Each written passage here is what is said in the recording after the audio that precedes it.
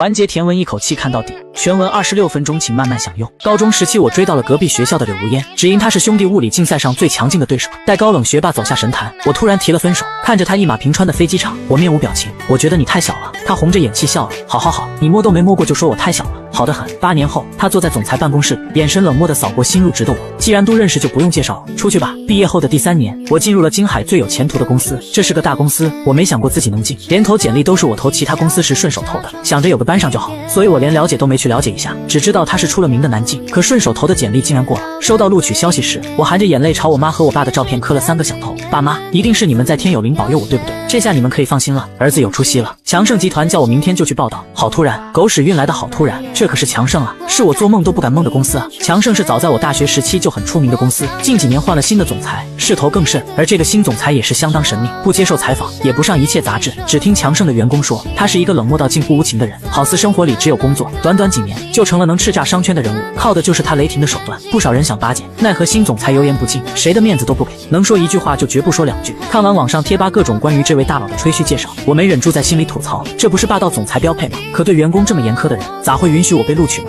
我没有想通，直到见到柳如烟后，我就一切都明白了，感情是在这儿等着我呢。报道的那天，天好不容易出了太阳，我以为自己真的是要走大运了。穿着一身规整的职业装，我手指轻抬扣响了总裁办公室的门，直到听到里面一道冷冽的声音说了好，我才推门进去。偌大的办公桌前坐着一个纤细的身影，是一个特别年轻的女人，她正低头看着手上的文件，她的手指修长，骨节分明，身后的光好似在描绘着她的轮廓，我不禁看得入了神。怪不得都传强盛的总裁是个高冷御姐，这身上清冷的气质一定是个极品。只是我看她的身影越看越熟悉，我轻咳一声，总裁您好，我是今天新入职的员工樊迟，秦助理叫我来向您报道。女人闻声放下文件，抬眸扫了我一眼，黑长的睫毛垂下，冷冽凉薄是我与她四目相对的第一感受。她没什么表情，视线只在我身上停留了一瞬便离开。我听到她淡淡了一声，算是对我的回应，可我却僵在了原地。柳如烟，竟然是柳如烟，与我有过感情纠纷的柳如烟，这世上怎么会有这样巧合的事？我不信。可柳如烟脸上并没有什么异样，好似我的到来没有让她的情绪有任何起伏。柳如烟视线又移回了手里的文件，我听见她清冷的嗓音，都认识就不用介绍了，出去吧。我强装镇定地笑了下，好的，刘总，不打扰您了。再一次见到这么冷漠的柳如烟，我还是有点恍惚，好似又回到初见她时的模样。没想到几年不见，她的眉眼更加深邃了，光是坐在那里就让人不由自主地想臣服，这是上位者的气息。我一边往外走，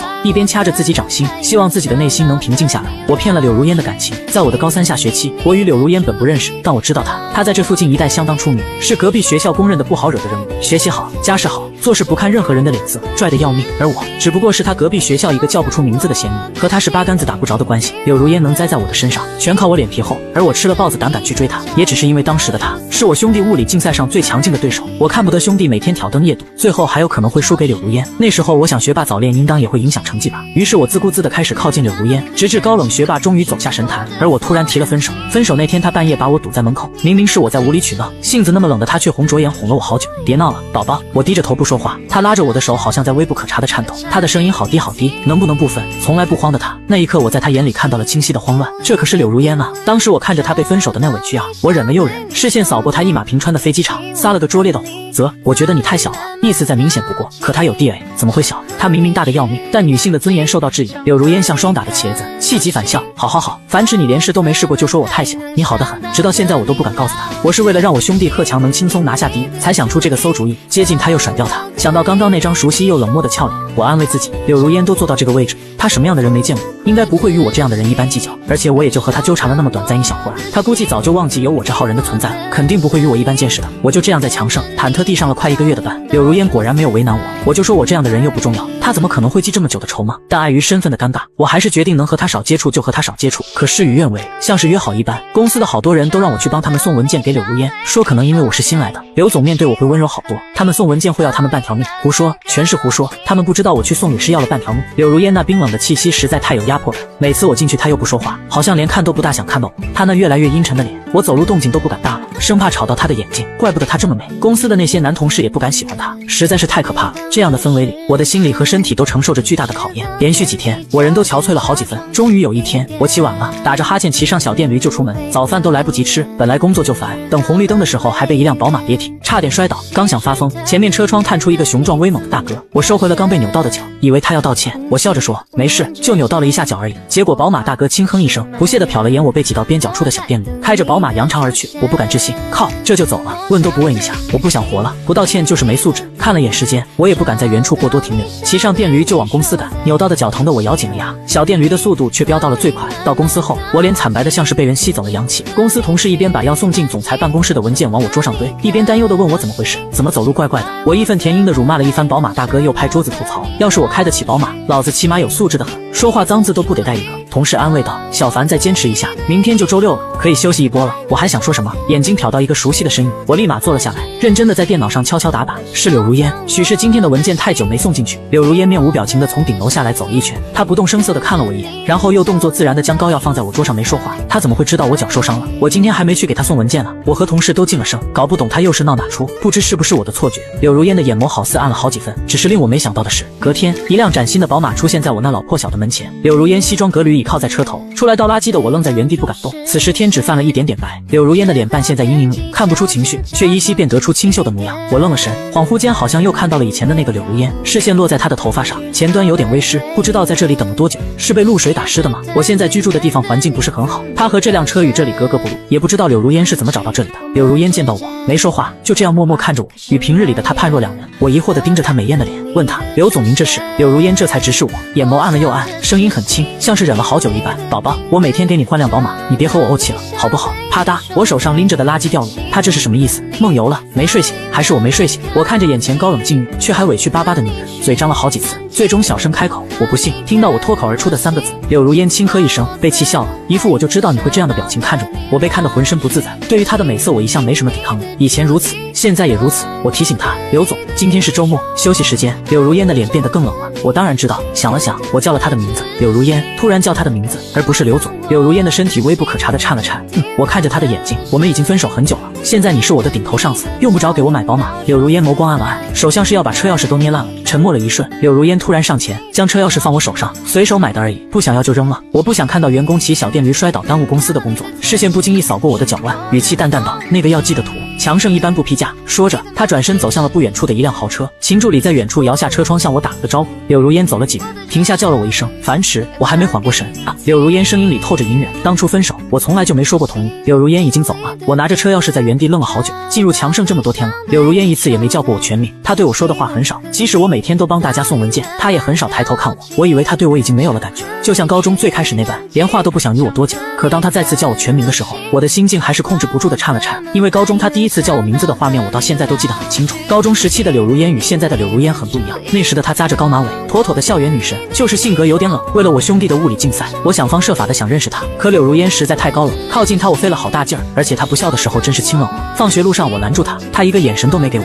连头都没抬一下，径直走过。靠，这么高冷！我看着她的背影，在原地受挫了好几分钟。第二天我又背着书包等她放学，她还是如此，但我脸皮厚啊。连续多来几天后，她看到我的时候终于忍不住皱了皱眉，我眼尖的看到了，开心了好一会儿，开始有互动了呀。于是我的走到她身边的步子都雀跃了几分，像是拿我无可奈何。她停下来，我一个没刹住，头撞上了她的后背，看着我的样子，柳如烟低声笑了下，终于正眼看了我。怎么了？柳如烟语气有点漫不经心，隔壁学校的。我点头。柳如烟漂亮的眼眸直视着我，我没谈恋爱的打算，你也不是我喜欢的类型，我没怎么在意，继续往前走，不妨碍我陪你上下学。走了几步，发现柳如烟在原地发愣没跟上，我又回头看着她，笑容带着一丝狡黠。走吧，柳同学，我都记得回你家的路了。因为这次搭话，我以为我和柳如烟肯定拉近关系了，没想到她还是一句话不讲，标准的高冷人设，好像多说一个字会死的那种。兄弟贺强正在和他的男神补习，而我好像也在这几天习惯了跟柳如烟一起回家。说来也巧，我和他家竟然只隔了一个小区，开始有一搭没一搭的找他说话，尽管他并不大怎么回我，我也像有说不完的话一般，每天我的状态都雀跃的不行。而旁边的柳如烟眉头越皱越紧，看我的次数越来越多，她再一次主动和我说话，是在我嗓子哑的那一天，我记得很清楚。那天我走在柳如烟的旁边讲着班里的八卦，我已经憋了一天了，我不敢在我兄弟旁边讲，只要和他聊上八卦，那一天他起码不用干任何事，即使世界末日也得等我们把别人的坏话讲完。贺强每天都那么用功，我生怕打扰他，于是我的倾诉欲每天都流到了柳如烟面前。许是坏话讲的太多，我的嗓子越讲越哑，连我自己都没注意到，但旁边的柳如烟突然停下，从包里拿出一个保温杯，拧开递到我的眼前。樊迟，缓缓嗓子再说。杯口被打开，我透过热气愣愣的柳如烟好看的眉眼，她见我没接，解释道：“水不烫，温的。”我还在发愣的看着她，柳如烟似乎想到什么，抱歉，下意识就拿了我的保温杯，我去给你买瓶装的水，你等等。说着她就要盖上杯口，我忙就着她的手喝了一口，温热的水划过喉咙，好舒服。柳如烟看着保温杯发呆，不知道在想什么。我眼睛发亮的看着她，柳如烟同学，你竟然知道我的名字，我没告诉过你。柳如烟缓过神，盖好保温杯，不自在躲开我的目光。偶然听到的，我饶有兴致的了一声，我才不信呢，我和她又不在同一个学校，她能听见谁这么叫我？我与柳如烟之间好像有什么在慢慢变了。那时候我的学校里有好多关于柳如烟的传闻，她很优秀，是那种站在顶峰都会发光的人。柳如烟的眼睛特别漂亮，但却总是带着一种冷漠，可不知道为什么，我好像就是能透过她的那双黑眸，看到她掩盖的脆弱一面。我不知道她经历过什么，但不管她再怎么掩饰，再怎么离经叛道，我就是能看懂她的落幕。好奇怪，我与柳如烟的感情共通了，我好像知道她强硬外表下所掩盖的内里有多痛，所以视线交错，面对她眼里的痞气时，我一点也不怕她，我只想靠她更近。和柳如烟在一起的契机，是因为我的一颗侠义之心出现的。柳如烟学校男管的学生很多，经常会有高中部的学生勒索低年级的情况，没想过我会正好碰上。那是在他们学校的后街，一个很不起眼的拐角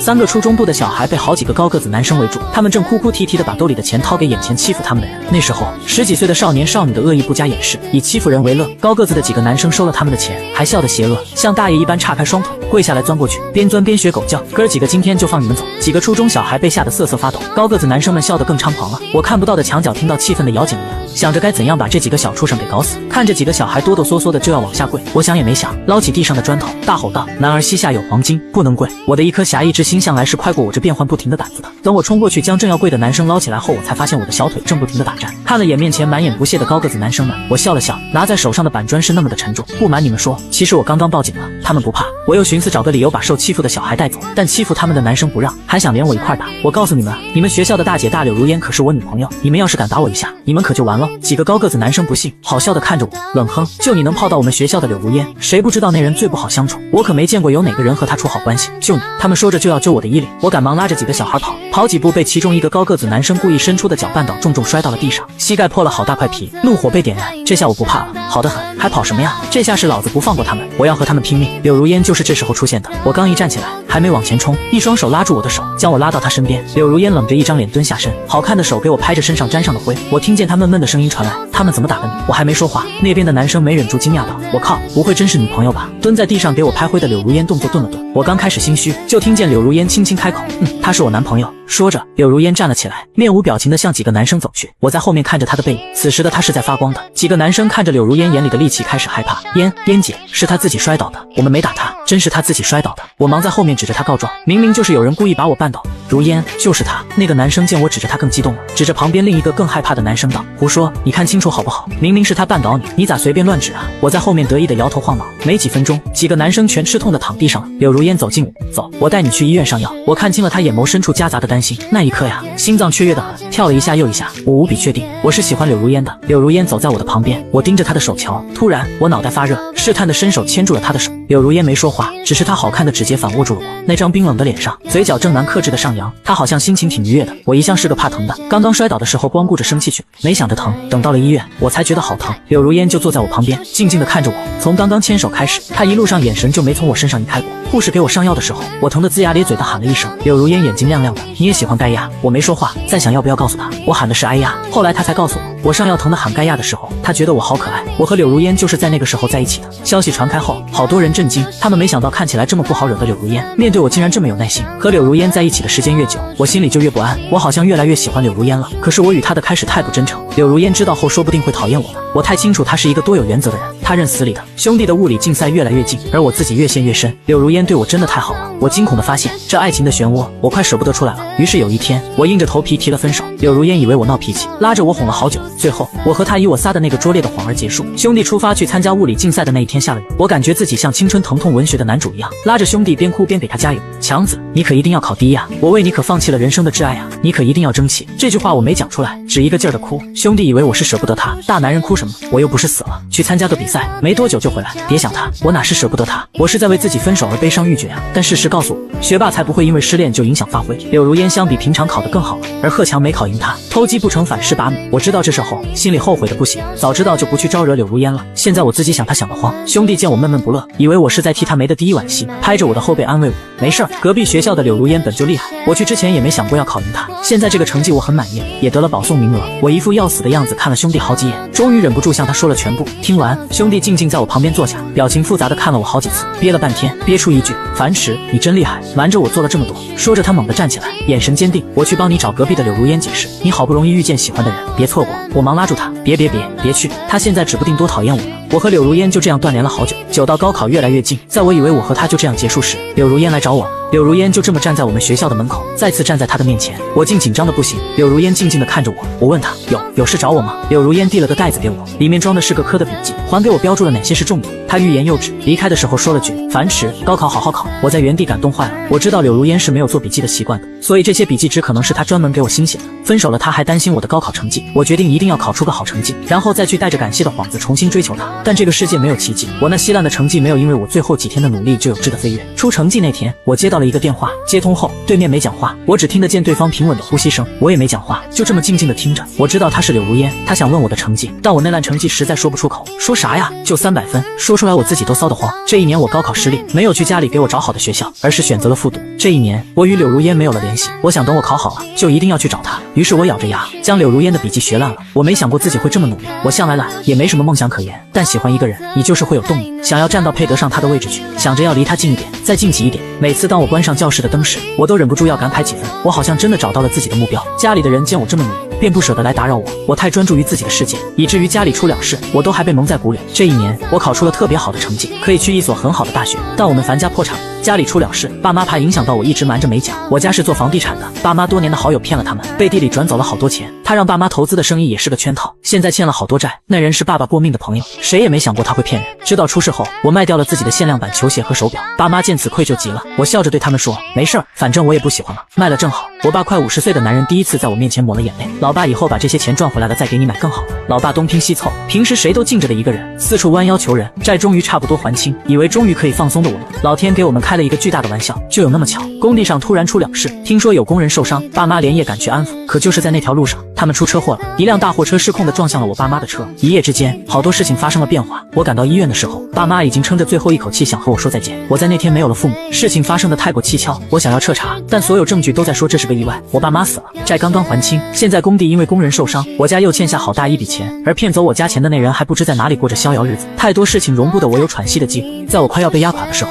那个电话号码又打了过来，而这次我没接，电话又锲而不舍地打过来好几次。我颤抖着手挂掉。我知道是柳如烟，但现在的我更哪里还配得上她？那一刻我才真正决定与她断掉联系。处理好爸妈的后事，我站在院子里发呆。我的兄弟贺强就是在这时候来的，他敲了好几次我没应，只能翻墙进来。刚翻到一半，看见我站在院子里，他长舒一口气，爬下来坐在我身边安慰我。我敲门，你咋不吱声啊？担心死我了。我无助地看着他。我刚刚在院子里走神没听见，兄弟从外面拎进来好多箱的钱，一边往我这边搬，一边数落我，出这么大事也不知道和我讲。我家有钱啊，你告诉我不就好了吗？我叫我爸来帮你还，你就不用这么辛苦了。竟然不和我说，还让我从别人的嘴里知道。贺强安慰我道，我其实一开始就想去找贺强帮忙的，但当时我爸不让，他说那是我的朋友，我们的年纪还小，不想让我因为家里的事去欠小伙伴的人情。我知道，其实是他在家里出事的这段时间里看清楚了太多人心，他怕我遇到同样的情况，宁愿自己去多求几个人。贺强的话让我又想起了我爸，眼泪止不住流。后来他替我解决的工地上的事，再三确认我的状态后才放心离开。我本是要贷款读大学的，但去学校的前几天，不知怎地突然来了运气，有人愿意资助我大学的全部学费和生活费，同时被选上的还有同年级的其他几个学生。那天紧绷的我松了这么多天以来的第一口气，我就这样平平淡淡的读完了大学，没谈一次恋爱。我看起来没事，但心里总是空着一块。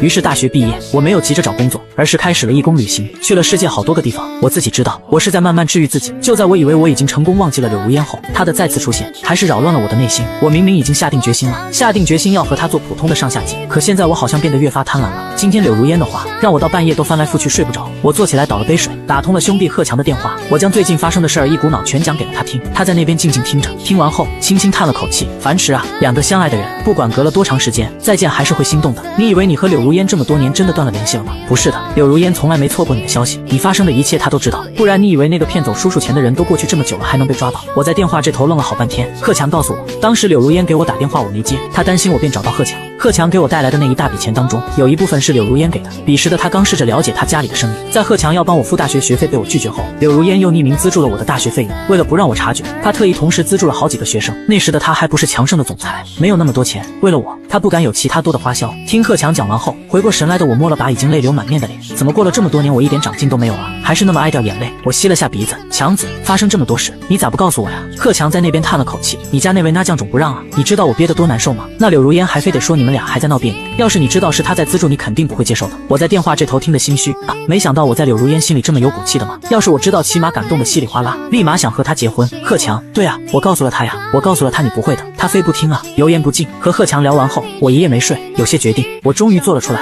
周一上班，我敲响了总裁办公室的门，向柳如烟递了辞呈。柳如烟没想到我会主动来找他，看到我的时候眼睛亮了一瞬，但视线在触及我放在桌子上的辞呈时，眼里闪过慌乱，人一下站了起来，有点无措。樊迟，是不是我周末做的事让你觉得困扰了？我确实考虑欠妥了，你别放心上，我下次不会过界的。我摇了摇头，没有，你想啥呢？柳如烟一句话没说，好看的脸陷在阴影里，看起来异常平静，手却将那辞职信捏得死紧。她很轻的开口，那为什么要辞职？是待得不开心吗？我一看柳如烟这样子就知道她误会，既然已经确定了她的心意，明白我自己不是自作多情，我还哪舍得离开她呀？我叹了口气，幸好我长了张嘴，忙走过去告诉她，我现在什么都没有，家世没有，背景也不好，你和我在一起一定会受到外界的一些争论，很现实的问题。柳如烟，我现在就是配不上你。柳如烟的眼眸漆黑，像是望不到底，可是我不在乎，但我在乎。我走过去拉住她的手，声音很轻，我不想让别人议论你。柳如烟轻轻握住我的手指，声音闷闷的，所以呢，要走又要去做义工，她咋非想着我要走呢？我抬手一巴掌拍在她的后脑勺上，捧起她的脸，走啥走啊？我能走哪去啊？咱们都错过了那么多年，我哪舍得走啊？柳如烟也很高，就比我矮一点。此时我双手捧着她的脸，她眼睛里才渐渐有了委屈。那你怎么要辞职？我在为离你更近做准备。柳如烟，我这人本来就没什么远大的志向，等我干出番事业，咱们光明正大谈恋爱。我在强盛集团连3个月都没待到就要离开，公司的同事知道我要离职，全都慌忙的跑来看我，甚至隔着几层楼我都还没来得及见面的同事都忙不迭的跑下来劝我。我着实没想到，原来我在公司这般受欢迎，人格魅力都这么强了，身后跟着一啪啦的人，甚至走到公司门口，保安听了都扒拉着门不放我走。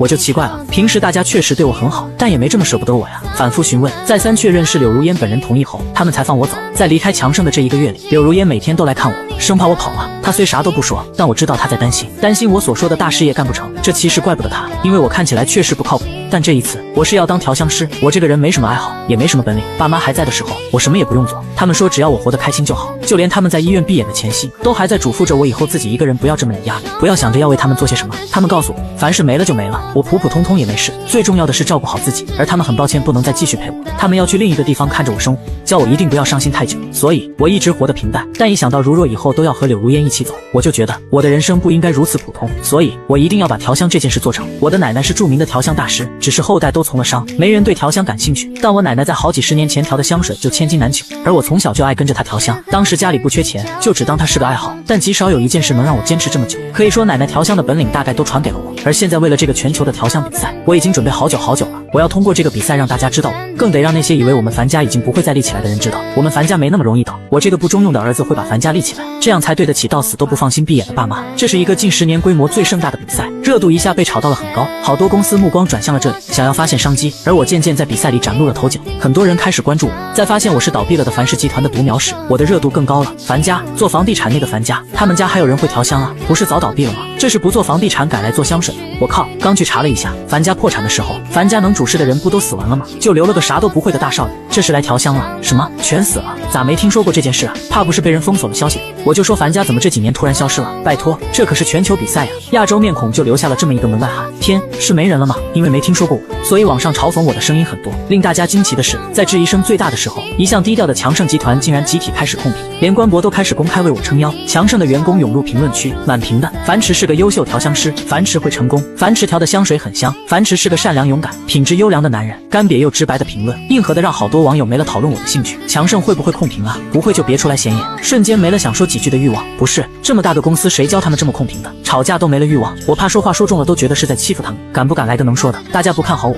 却又想看看我到底能在这场全球比赛走多远。出乎所有人意料，我走到了决赛。最后一场比赛采取了直播的形式，镜头停在我面前时，我手都是抖的。妈耶，我樊迟也是第一次这么有出息啊！颁奖的时候，我颤颤巍巍站上领奖台，打了所有人的脸。我也是第一次见这么大世面啊！说实话，长这么大，我也就学前班的时候得过乖娃娃奖。我站在领奖台上，看着下面坐满的上流人士，还有众多媒体，我竟然说不出一句感谢的骚话来。我太清楚这个比赛的含金量了。我知道明天比赛一结束，关于我的报道还有向我抛出的橄榄枝会多得数不清。樊家重新复出，我轻咳几声，打算来个深情告白，可刚说一个字六，一个纤细的身影就立马站了起来，长腿一迈，几步就走到了领奖台的下面。本有人想拦他，但眼尖的认出了恭敬跟在他身后的秦助理，在场所有人便都知道了这个女人是强盛的总裁。柳如烟冷漠的眼神扫视一圈，气场强大到不容忽视，一时间闪光灯都在向他这边聚集。强盛的总裁一向低调，平日里都是秦助理替他露面，神秘的不行，没想到这次竟然能这么轻松拍到他。媒体狂按快门，这波赚大了，他们都没想到柳如烟的颜值会这样高。柳如烟眼睛直直的看向我，刚刚还一脸清冷的他，一与我对上眼就开始红了眼眶。他看出我想告白，我刚一开口，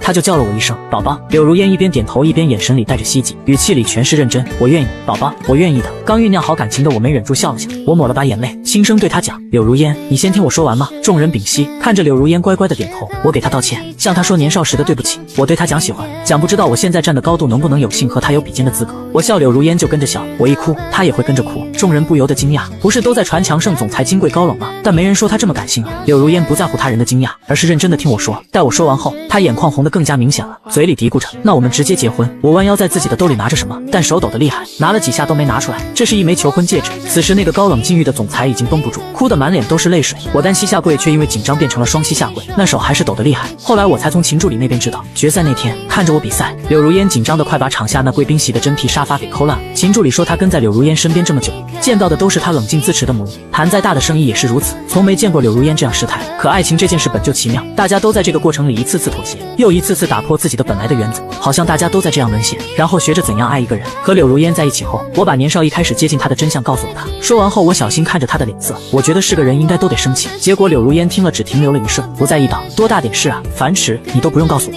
我没想到柳如烟的格局竟然已经达到这个境地，反复问了好几次，她都说没事，她说她又不在意，早过去了。可是那天她睡得格外早，我半夜起床上厕所，发现她一个人靠在阳台边眼泪，我叫了她一声，柳如烟终于不在嘴边，她长叹一口气，樊迟啊，我心里堵得慌，我佯装不懂啊，为什么？赌什么气呢？柳如烟轻笑出声，被气笑了，你说我气什么？你和你兄弟处的可真好。说着拉起我的手就往卧室走，我就是吃醋了，见柳如烟吃着好多年前的醋，怎么办？我真的觉得她好可爱，我很幸运，在这短暂的一生里，有好多人爱我，我的父母，我的兄弟，还有在我想要爱情时降临的柳如烟，大家都在包容我。时间阐述了太多记忆，20多岁的年纪，有人继续求学，有人考公考编，有人恋爱结婚，花期本就不同，大家穿着不同的鞋子，注定要走不同的路。我们的人生本就是要用来闪闪发光的。所有人都觉得我不行的时刻，我想我必须要做这傲于高墙的凌霄花，我不要柳如烟为我勉强，我要自己走到能配得上她的位子，与她一起步履不停。我喜欢村上春树的一句话，你不一定非要做玫瑰，如果你愿意的话，你可以做茉莉，做雏菊，做一朵向日葵，做一朵无名小花，做千千万万。这短暂的一生啊，我们都在寻找着月亮，